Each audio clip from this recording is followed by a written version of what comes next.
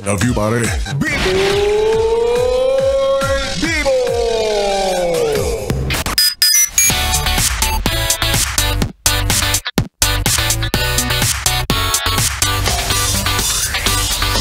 Ang dami mo namang gustong kainin. Nako, hindi na cravings yan. Magpa-ultrasound ka na. Bakit naman napaaga? Hoy, anong petsa pa lang ngayon? February 5 pa lang. Bakit may nabubuo na dyan? Yes, friend, kasama mo na ang bibi mo sa radyo. DJ B-Boy Bibo.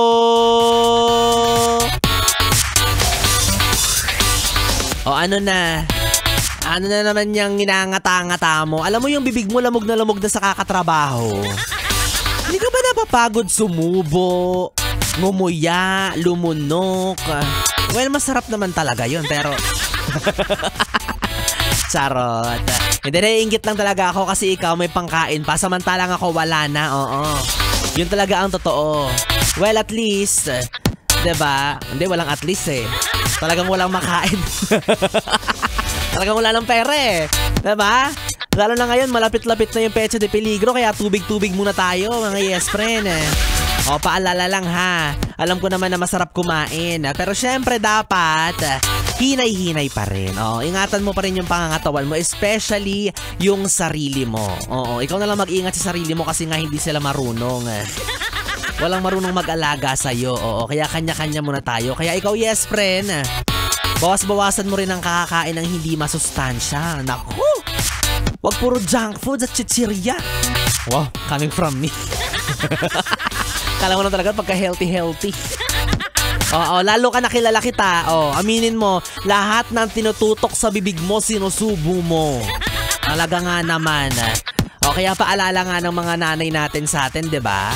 Kapag dirty, don't subo.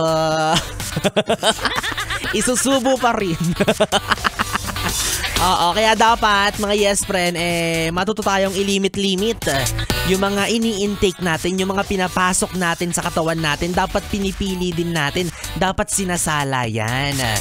Diba? Huwag puro subo at lunok. Dapat minsan ina-assess din natin kung healthy pa ba yun para sa'yo. Kung ano yung magiging epekto nun para sa kalusugan mo. Ganon. Sabi ni ate yung nakikinig, tayo namang alam na biboy-bibo. Sabay subo ng buong hotdog na jumbo. Ayos, kaya shoutout po sa mga yes friend natin na hindi kumakain ng gulay dyan. Ay! Shoutout sa mga yes friend natin na hindi kumakain ng gulay dyan. Manulam. Kapag sinabi ng nanay, nakakawalang pakbet. Di pala ako gutom, nay. Nak chapsuy. Ayoko niyan, nay. Diet ako, omad ako, nay. Ewan ko ba sa mga yan? Mga takot na takot tumikim ng gulay. Mga ayaw sumubo ng green. O ayan ha, kapag green ayaw. Pero pag yung jowa mo, sinusubuan ka ng something brown, sinusubo mo agad. Chocolate kasi, ikaw naman. Malisyoso.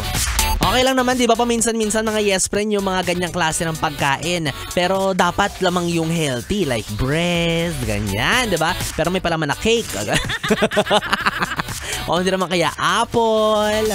Pero with lechon, para mas masarap. O ikaw yes friend, sa mga oras na ito, ano ba ang iyong cravings? Ano ba ang iyong gustong kainin, tikman, isubo? Ako, ang cravings ko ay something healthy rin naman. Maayos na PhilHealth. Ganun, charot. Maayos na sistema sa departamentong yan. Charot. Emmy lang mga bi. Hindi, ang cravings ko ay healthy relationship.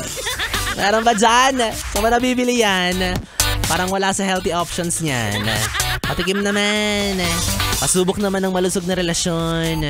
Puro toxic na lang kasi na-experience ko eh. Mas mapait pa sa ampalaya, ganon. Well, anyways, puti pa nga yung ampalaya kahit mapait, masustansya. Kaya naman sa ex mo, na mukhang ampalaya. Bitter na nga, kulubot pa. Tama na to, B-boy. Kung ano na lang sinasabi mo. Gutom ka na. Tama na.